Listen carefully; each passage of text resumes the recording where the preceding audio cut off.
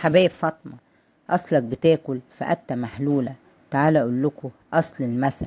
كان في زمان تجار خضار كانوا بيحصدوا ثمرة القتة، يسيبوها لما تكبر، وكانوا بيجيبوها ويربطوها بحبل على هيئة السلاسل، وكانوا بيمشوا بعربية الخضار ويحملوا القتة اللي مربوطة بحبل على هيئة سلاسل على العربية. وكانوا هم ماشيين كانت القتة بتقع على الأرض علشان كبر حجمها والحمولة اللي على العربية.